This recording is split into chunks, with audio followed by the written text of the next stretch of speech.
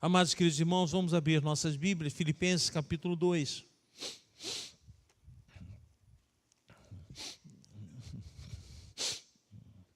Filipenses 2. Beth, por favor, transmita ao Coral Vox o agradecimento por ele ter estado aqui no domingo passado. Peço desculpas ao regente da impossibilidade minha de estar aqui. Gostaria muito de ter estado, mas não foi possível, tá bom? Mando um abraço para todos eles, e a nossa casa está sempre aberta para eles ensaiarem e aqui juntos louvarmos ao Senhor, tá bom? Filipenses capítulo 2, a partir do versículo 12, do 12 ao 16.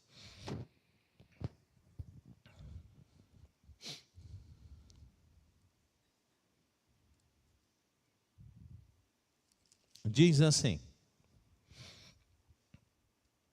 Senhor nosso Deus e Pai, com alegria, respeito, temor, leremos a Tua palavra, pedimos a compreensão do texto santo, pedimos que as palavras do pregador sejam Tuas palavras, que os nossos lábios sejam usados pelas Tuas mãos, o que vier de Ti que retenhamos, o que não deixemos de lado, mas fala conosco.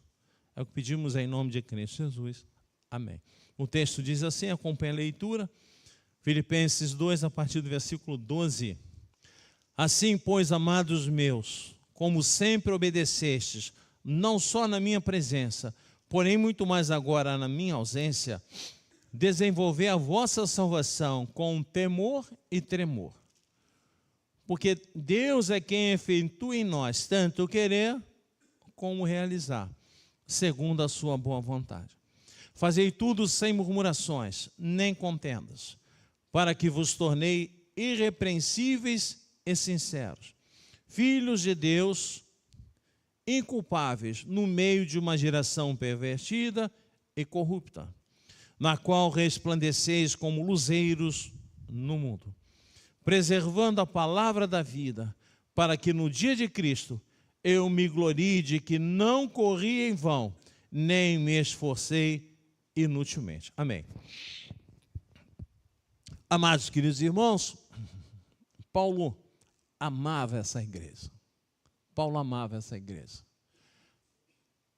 Paulo foi o instrumento de Deus na sua segunda viagem missionária para organizar esta igreja, a igreja em Filipe, igreja na Europa, Filipe, uma cidade da Grécia, uma igreja constituída por pessoas tão diferentes. No texto do livro de Atos, quando essa igreja é organizada, nós vemos a fazer parte dela Lídia, da cidade de Tiatira, vendedora de púrpura, Tiatira na Ásia, não é? E morava lá naquele local. Vendedora de púrpura, certamente com uma excelente condição financeira, que estava ali, era uma judia, e a palavra de Deus toca o coração dela, e ela implora para que Paulo vá até a sua casa e ali organize uma igreja, provavelmente a primeira igreja cristã na Europa, na casa dela, com os seus parentes. Fazia parte desta igreja também, certamente, um carcereiro, um oficial romano, classe média, responsável pela prisão de Paulo e Silas. Quando vem aquele grande terremoto, eles estão libertos, e o carcereiro desesperado pela possibilidade de ser punido por eles fugirem, vê que Paulo está ali com Silas, com os demais prisioneiros, orando, cantando ao Senhor. Ele é convertido e pede para que toda a sua família também seja batizada. E ali também, certamente, fazia parte uma jovem, uma escrava grega, que era usada pelos seus senhores para fazer adivinhações. Ela é explorada, ela tinha um espírito demoníaco. E Paulo então expulsa aquele espírito demoníaco dela, transforma a vida daquela menina. Uma igreja formada por pessoas tão diferentes, uma classe alta, uma vendedora de púrpura, uma asiática, Lídia, um carcereiro romano, classe média, uma escrava grega. Mas Paulo tinha alegria por essa igreja. E aqui nesse momento, quando Paulo escreve essa carta, e o reverendo Rafael e eu estamos estudando essa carta todos os domingos à noite. Paulo está preso, não sabe bem se em Cesareia, em Roma, ele está preso. E um dos membros da igreja, chamado Epafrodito, vai levar até ele uma oferta em dinheiro, para que ele possa se sustentar naquele período da prisão. E aí ele manda, através de Epafrodito, uma carta para essa igreja que o ajudou, para essa igreja que ele foi instrumento de Deus para ser organizado, para esta igreja que ele amava, para esta igreja que passava presbítero Silas por muitos problemas. Uma igreja que era admirada, mas uma igreja com muitos problemas. Problemas típicos de um ajuntamento do povo de Deus. Problemas que nós olhamos para aquele povo que saiu do Egito, sendo levado por Moisés, e já vemos ali no meio daquele povo problemas semelhantes aos da igreja em Filipe. Aquele povo que sai do Egito, em que Moisés é levantado depois de 400 anos para tirar aquele povo, ele vai caminhar no deserto com uma característica interessante, murmuração, que também existia dentro daquela igreja em Filipe. No deserto, as pessoas murmuravam. Aliás, presos, escravos no Egito, murmuravam. Tirados do Egito, murmuravam. No deserto, murmuravam porque tinham fome, Deus deu maná. Murmuravam porque tinham sede, Deus dava água. Murmuravam porque queriam carne, Deus mandava codornas. Murmuravam por todos os motivos possíveis. Durante 40 anos murmuraram. Características de um ajuntamento do povo de Deus. Triste, um pecado. Também lá no deserto nós vimos contendas, lutas, como vimos também dentro da igreja em Filipe. A igreja de Filipe, então, tinham duas senhoras que se degladiavam entre elas. Olha em capítulo 4, versículo 2, é tão interessante seus nomes estarem registrados aqui. Diz, rogo a Evódia e rogo a Sintique que pensem concordemente no Senhor. Elas discordavam, elas brigavam. Brigavam, irmãos.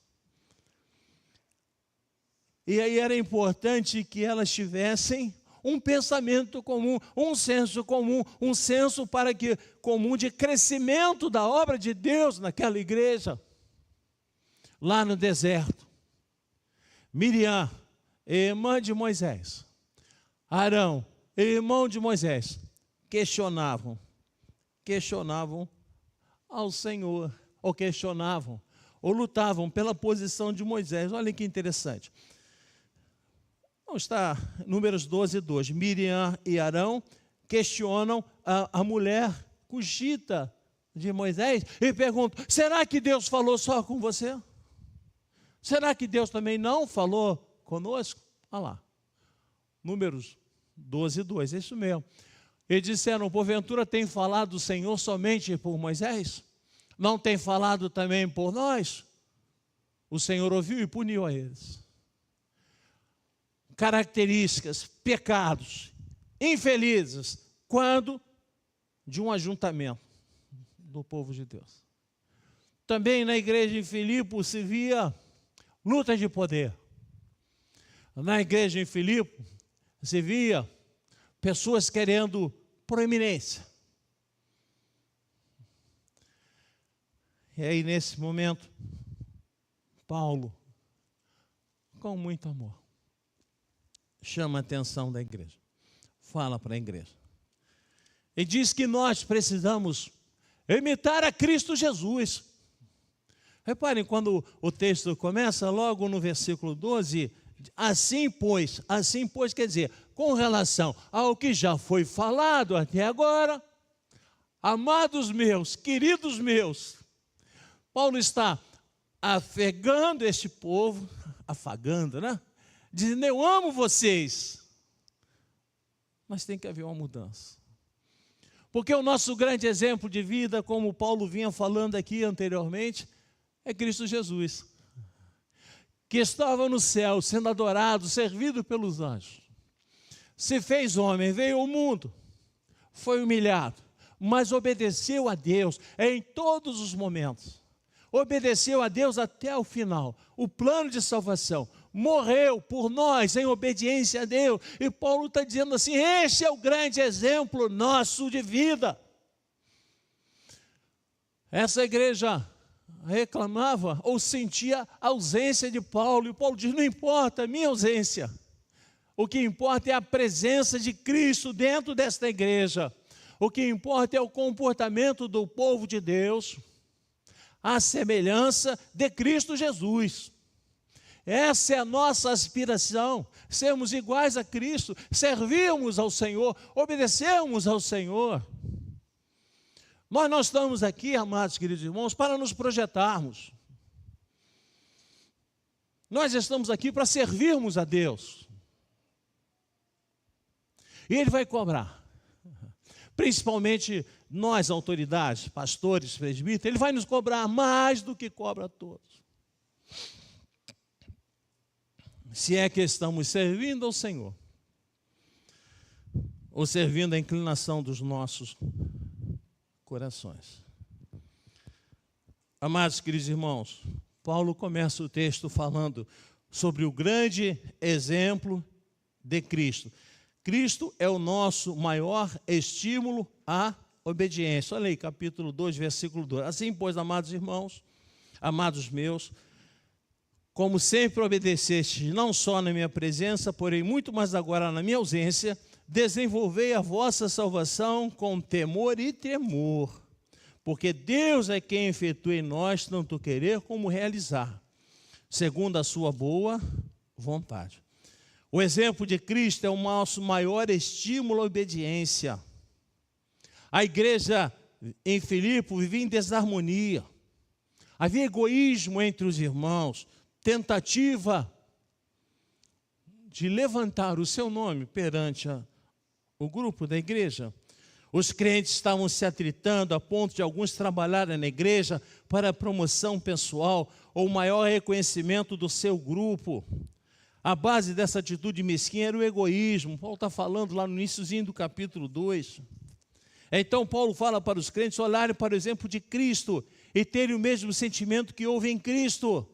Paulo mostrou o exemplo da humilhação de Cristo para guiá-los e o exemplo da exaltação de Cristo para encorajá-los.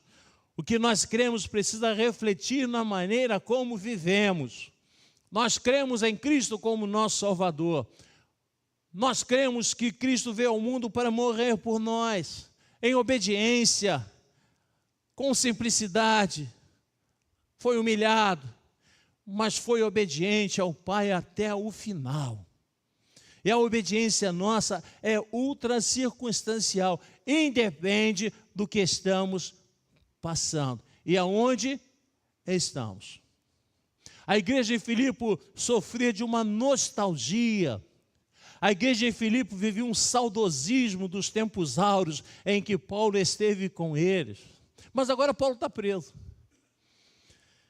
E Paulo está dizendo que a igreja tem que manter o mesmo compromisso com Deus, mesmo diante da sua ausência, ou mesmo na sua ausência. A confiança da igreja tem que ser em Deus, não na presença do apóstolo Paulo. A nossa obediência independe das circunstâncias, independe das pessoas, mas é o ensinamento de Cristo, irmãos. Eu quero ser obediente. Eu gosto muito de fazer trabalho com crianças, e no Rio das Pedras eu faço muito isso. As crianças estão juntas, antes de dividirmos, aí eu pergunto assim, presbítero Sila, para as crianças, quem é obediente, levanta a mão. Levanto, agora abaixo. Quem é desobediente, levanta a mão. Isso tem sempre 2 ou 3 que levantam. Pelo menos são sinceros, não é? Agora, se eu perguntasse aqui, quem é desobediente a Deus, levante a mão. Não precisa levantar não, mas será que alguém levantaria? Será que alguém levantaria? E aí Paulo começa esse texto olhando para Jesus Cristo, a obediência de Jesus, e dizendo que se a igreja não olhar para Jesus, não obedecer a Deus, o Pai, esses pecados comuns do ajuntamento do povo de Deus se apresentam de forma intensa. A murmuração, as lutas internas, o egoísmo, o partidarismo que estavam acontecendo em Filipe, uma igreja que Paulo amava. É isso que nós queremos para a nossa igreja? Não. Não. Então Paulo nos convida para olharmos para Jesus. E é muito interessante porque Paulo vai falar de uma forma muito interessante aqui, desinteressante, muito interessante, não é? Que nós temos que desenvolver a nossa salvação com temor e tremor. Ou seja, verdades acerca da salvação. Nós podemos dividir a salvação em 3 pontos. A salvação recebida, a salvação desenvolvida e a salvação demonstrada. E é isso que Paulo está desenvolvendo aqui no texto, com temor e tremor. E Paulo está dizendo, e sempre disse em todas as suas cartas, que a salvação é obra exclusiva de Deus. Ninguém merece a salvação. É Deus que nos concede. E foi comprado por um alto preço. Jesus Cristo morreu por nós. O sangue de Jesus nos lavou. Salvação é um presente de Deus a nós e não conquistada por nós. A salvação verdadeiramente nos pertence. Isso é muito interessante. É um presente de Deus, mas nos pertence agora. Porque ninguém tira a salvação de nós. Algumas igrejas creem que você pode estar salvo de manhã e pode não estar salvo à noite. Creem que você pode perder essa salvação. Mas a palavra de Deus nos fala que uma vez salvos, salvos para sempre. Uma vez membros da família de Deus, jamais seremos deserdados. Uma vez ovelha de Cristo, jamais alguém nos arrancará da mão de Cristo Jesus. Está lá em João 10, 28. É um ato divino, depende de nós. Mas depois que recebemos, ninguém tira de nós. E aí eu lembro muito aquele exemplo daquele endemoniado gadareno. Depois de ter sido transformado, um homem que tinha uma legião de demônios, que vivia no sepulcro, que não dormia, todos tinham medo dele, que machucava o seu corpo. E aí Jesus encontra aquele homem, tira aquela legião de demônios, e agora aquele homem é visto sentado, vestido, ouvindo os ensinos de Jesus Cristo. E quando Jesus tem que ir embora expulso daquela região, aquele homem diz assim, eu vou com você. Qual era o grande medo dele? Esses demônios vão voltar. E Jesus disse, não, volta para a tua casa. Conta tudo o que aconteceu. Vai proclamar o evangelho. Salvação não se perde, irmãos, porque é um presente divino. É a escolha de Deus, não nossa. Reparem, Deus amou o mundo. Deus amou o mundo de tal forma que deu seu Filho único, para que todo aquele que nele crê não pereça, mas tenha vida eterna. Esse nele crer é uma ação divina no nosso coração. Não depende de nós. Aí você vai dizer, pastor, eu conheço uma pessoa que era ativa na igreja, oficial da igreja, e de repente deixou de ir à igreja, abandonou a família, foi beber, foi para os vícios. Pastor, ela não perdeu a salvação? E a grande resposta seria uma grande pergunta. E será que ela tinha salvação? É o fato de estar dentro da igreja que caracteriza a nossa salvação? Não. A salvação é um ato interno, é o coração. Somente você sabe se você é salvo ou não. Somente você tem esta certeza. Os frutos vão mostrar a presença na igreja, o louvor, o amor ao Senhor, o serviço ao Senhor, o amor aos irmãos, vão demonstrar isso. Mas nem todos que tentam mostrar isso têm essa salvação no coração. Você sabe. Somente você sabe se você é salvo ou não. Essa é a salvação recebida, mas é uma salvação que, ao recebida, não pode ser tirada. Mas existe, Paulo fala, uma salvação a ser desenvolvida. Isso pode gerar equívocos entre nós. Podemos pensar que a salvação é resultado do esforço humano, porque a maioria das religiões prega que o homem abre o seu próprio caminho rumo a Deus. Não é isso que a Bíblia fala. Podemos também entrar no equívoco de pensar que a salvação é uma parceria do homem com Deus, um sinergismo que prega a salvação, o resultado da obra de Deus conjugada com a cooperação humana. Também está errado.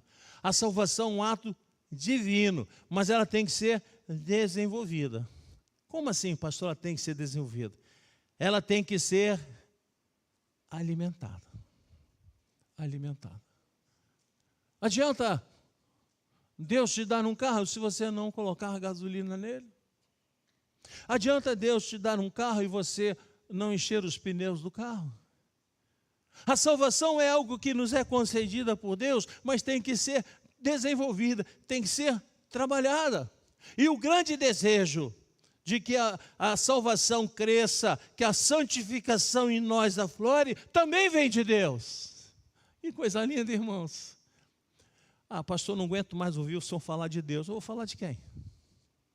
Tem pastores que quando pregam hoje nem leem mais a Bíblia. Como não ler a Bíblia? Como vão falar de Deus? Como não falar da salvação? Como não falar do sacrifício de Jesus Cristo? Como não falar da graça imerecida da salvação?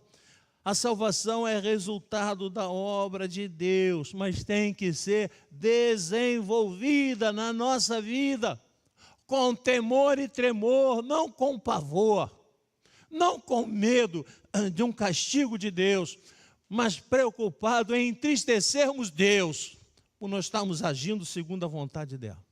Esse é o grande temor e tremor que nós temos. É entristecermos o Espírito Santo, não vivendo com crentes aqui. Você já conheceu alguém que, e aí vamos na salvação demonstrada, você já conheceu certamente alguém, no trabalho, na escola, que diz para você assim, eu sou crente. E você olha para aquela pessoa, eu acho que ela não é crente não, né? Não é, Priscila? Talvez ela seja quente, mas crente não é não é? Um péssimo testemunho, um péssimo modo de viver, porque ela não está demonstrando a salvação, que é recebida, tem que ser desenvolvida e tem que ser mostrada, como Paulo fala aqui nos versículos 14 e 16. E aí Paulo está dizendo, vocês têm que demonstrar essa salvação. Como assim? Sem murmuração dentro da igreja, sem briga dentro da igreja, sem lutas dentro da igreja, sem egoísmo dentro da igreja. Olha a pessoa de fora quando olha para uma igreja com um problema. E é muito interessante, veio uma senhora aqui dar um curso de capelania e ela falou algo interessantíssimo. É uma senhora que trabalha exclusivamente e ela estava ali numa alegria imensa falando sobre capelania em hospitais, como é que se vai até os doentes. E ela é uma pessoa que está com câncer, num dos estágios mais elevados, está ali sorrindo, trabalhando num hospital e às vezes está ali se tratando. E ela disse assim, sabe o que acontece? Algumas pessoas vão para o hospital, crentes, se dizem crentes para fazer capelania, sobem no hospital, aquele grupinho, 2, 3 crentes, ficam falando mal da igreja, ficam falando mal do pastor. E dentro do elevador tem outras pessoas que vão visitar seus enfermos. E aí daqui a pouco aquelas pessoas que estavam no elevador visitando seus enfermos, vem aquela pessoa que falou mal da igreja, do pastor lá para falar de Cristo. Ela vai dizer, quem é essa pessoa para falar de Cristo? Estava reclamando da igreja, estava reclamando do pastor, está falando de Cristo aqui? Olha o testemunho.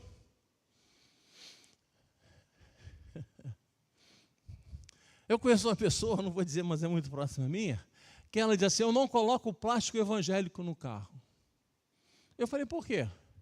Porque se alguém fizer alguma besteira, eu quero xingar a pessoa e não quero dar um mau testemunho. Olha que absurdo, irmão. Está cheio de cristão escondido aí. Salvação demonstrada. é demonstrada em relacionamentos transformados, sem partidarismo, sem discordância, onde a presença de Cristo é exaltada. Paulo diz, vocês têm que fazer tudo sem murmuração. Vocês têm que fazer tudo sem contendas. Porque muitas vezes nós temos atitudes opostas ao testemunho de Cristo. Atitudes que geram uma impressão negativa de Cristo e do Evangelho. Atitudes que dividem igrejas. E digo a vocês, igrejas estão sendo divididas muito mais por atitudes erradas internas do que por brigas teológicas, por heresias. Luta de poder, irmão. Quando você ouvir dizer que uma igreja foi dividida, provavelmente 2 pessoas estão lutando por poder. E como uma não conseguiu, a outra foi organizada. Assim foi Álvaro Reis e Antônio Carlos Pereira, que no início do século XX, 1902, 1903, dividiram a Igreja Presbiteriana do Brasil. Igreja Presbiteriana do Brasil, Igreja Presbiteriana Independente, por causa de uma luta entre Rio de Janeiro e São Paulo. Quem comandaria? Quem seria o presidente do Supremo Concílio? Álvaro Reis. Aí São Paulo não quis. Ele se rebelou. Qual o motivo? A maçonaria. Nós somos contra a maçonaria.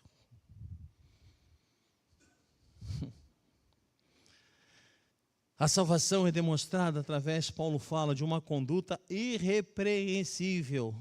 Nós devemos ser irrepreensíveis no nosso falar, no nosso viver. Amados queridos irmãos, reparem, falar e viver, porque às vezes eu falo o que eu não vivo, e você vê perfeitamente que a pessoa fala de amor, mas não tem amor, fala de humildade, mas não tem humildade, fala de servidão, mas não quer servir, quer ser servido. Os crentes devem se tornar sinceros. O que você é aqui, você tem que ser em casa. O que você é aqui em casa, você tem que ser no trabalho e na escola. Porque você é um crente aonde estiver. Os crentes devem se tornar filhos de Deus, inculpáveis no meio de uma geração pervertida. Olha o mundo aí fora. Marcinha não está aqui, mas eu acho muito interessante. Ela conta que certa vez, um senhor lá na comunidade, perto da casa dela, disse assim, olha, não mexe comigo não, que eu fico feroz e viro um leão. Eu sou crente, viro um leão. Tinha que estar no zoológico, né? Porque o único leão que eu conheço, crente, é o leão de Judá, que é Jesus, não é? Que isso, irmãos? Olha o testemunho dessas pessoas. Às vezes, pequenas palavras que nós falamos, pequenas palavras que nós dizemos, afastam uma pessoa da casa de Deus. Pequenas palavras. Certa vez, numa igreja onde eu estava, uma família deixou de ir à igreja porque uma pessoa foi falar mal de mim para eles. A pessoa foi lá falar mal de mim. E sabe o que ele fez? Deixou de vir à igreja. Qual o interesse da pessoa em falar mal do pastor para aquele irmão? E continuar na igreja? Qual o interesse, irmãos? Falem para mim. Se não é uma ação diabólica para tentar dividir a igreja do Senhor, por que não veio falar comigo, pastor, o senhor está errando nisso, pastor, o senhor está errando naquilo, pastor, o senhor não está errando. Por que não veio falar comigo? Por que a fofoca, irmãos? Por que a murmuração? Por que a maledicência? Infelizmente, acontece em todas as igrejas, ajuntamentos. Lembrando que, quando o povo de Deus saiu do Egito com Moisés, muitos povos se incorporaram naquele êxodo. E o texto diz que foi uma mistura de homens e animais. Nem todos eram judeus, mas aproveitaram para sair. Nem todos que estão na igreja são convertidos, mas usufruem das benesses do povo de Deus. E Paulo está questionando isso, de uma igreja que ele amava, de uma igreja que mandou ajuda financeira para ele. Epafrodito estava lá. De uma igreja que ele foi usado para iniciar. Paulo diz também no capítulo 2, no versículo 15, que a salvação é demonstrada através de um testemunho notável. Notável, irmão. Você tem que testemunhar Jesus, aonde você estiver. Olha, eu vou contar um fato interessante para os irmãos. Eu estava em Paquetá com a Selma, semana passada. E eu queria comprar terra preta. Paquetá é terrível, não tem nada, é tudo muito difícil comprar. Aí nós fomos num supermercado, e o único que tem. Se é que é um supermercado, é um mercado, né, Selma? Aí tinha uma senhora do mercado de uniforme botando as coisas na prateleira. Aí eu cheguei perto dela, nem olhou para mim. Eu falei assim, senhora, aqui vende terra preta para planta? Ela nem olhou para mim. Não, não vende. Mas olha, eu sou da Assembleia de Deus, nós temos esse final de semana uma conferência maravilhosa, vem um pregador de fora para falar sobre salvação. Se o senhor quiser, o senhor pode ir. Eu fiquei olhando, não estou entendendo. Eu falei, senhora, olha para mim. Como é que a senhora sabe que eu sou crente? Ela falou assim, o senhor é crente? Eu sou. Eu queria dizer para o senhor que eu sou daquela igreja lá na Praia dos Frades e vai uma pessoa fazer uma palestra. Olha que interessante. Eu fui perguntar sobre terra preta. E ela me falou sobre o adubo espiritual, que é a palavra de Cristo. Imagine para quantos ela falou aquilo. Porque ela está testemunhando o que ela pode fazer dentro de um supermercado, colocando as coisas na prateleira. Porque a salvação é demonstrada através de uma fidelidade inegociável. Eu não posso negociar a minha salvação. A palavra de Deus é singular. A palavra de Deus não se assemelha aos demais livros. Ela é viva. Ela é a palavra da vida. É o espírito da vida. Eu não posso negociar a palavra de Deus. Repita comigo. Eu não posso negociar a palavra de Deus. Mais uma vez, eu não posso negociar a palavra de Deus. Eu vi um pastor certa vez numa prova para a ordenação de outros pastores, criticando o sermão de um irmão, porque ele disse que o espírita vai para o inferno. E ele falou, você não pode dizer que o espírita vai para o inferno, porque senão o espírita não vem mais à minha igreja. Eu falei assim, perdão, vou dizer para o espírito o quê? Que depois do culto tem lanche? Que ele pode tomar um cafezinho com biscoito para mim? Eu tenho que dizer para o espírito, você vai para o inferno se não aceitar, eu te amo, mas você vai para o inferno se você não aceitar Jesus Cristo, como eu digo para todos os irmãos, com o maior carinho, amo a todos, não conheço, você vai para o inferno se você não receber Jesus como seu Salvador. O inferno é a dor eterna de sofrimento, porque só há um caminho que nos leva à salvação, que é Jesus Cristo, e eu não posso negociar isso no meu viver, no meu falar, não posso, irmãos. E Paulo está dizendo, vocês estão negociando a palavra de Cristo com brigas internas, com discordâncias internas, com luta entre duas senhoras, com egoísmo, com partidarismo, dizendo que sentem falta de mim, vocês têm que sentir falta de Jesus Cristo. Mas, meus amados irmãos, eu amo vocês, como ele disse, eu amo vocês. Mas é melhor corrigir o rumo. Amém. Quem entendeu, diga amém. Bom. Agora, e aí, pastor? E bacana, entendi tudo, legal. E aí? E aí, é para nós, não é? É para você, é para mim. Eu estou negociando a palavra. Eu tenho a certeza que eu recebi a salvação. Quem tem certeza que recebeu a salvação, diga comigo amém. Amém. Bem forte, amém. Amém. Agora você está desenvolvendo a salvação? Está lendo a Bíblia, está buscando Deus com ansiedade, quer estar na igreja, quer orar, quer se alimentar espiritualmente. E a segunda pergunta, e você está saindo de casa para demonstrar isso no seu testemunho de vida?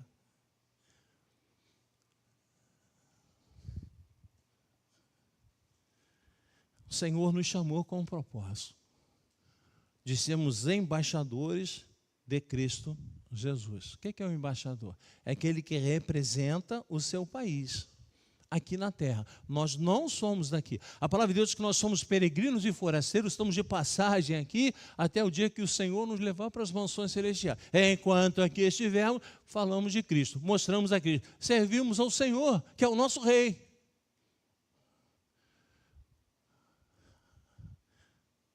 Isso me faz pensar assim, irmão, não sei se você está pensando, mas como tem sido o meu testemunho?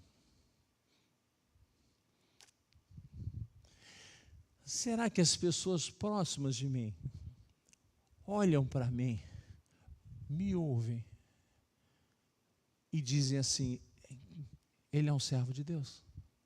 Ou será que elas se perguntam, será que ele é um servo de Deus?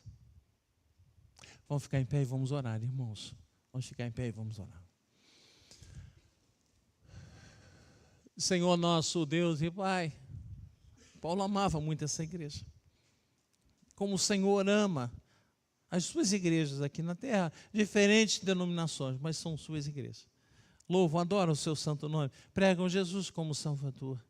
Tem algumas diferenças teológicas, mas são tuas igrejas. E elas permanecem, são alimentadas pelas tuas mãos, Senhor. Agora, nos faz pensar. Se estamos desenvolvendo a nossa salvação com temor e tremor, se estamos demonstrando a nossa salvação no nosso dia a dia, se somos realmente embaixadores de Cristo Jesus, independentes das circunstâncias que nos cercam neste mundo mau. Nos faz pensar e nos faz olhar para o alto e nos faz termos forças para não desanimarmos. É o que pedimos e agradecemos em nome de Cristo Jesus.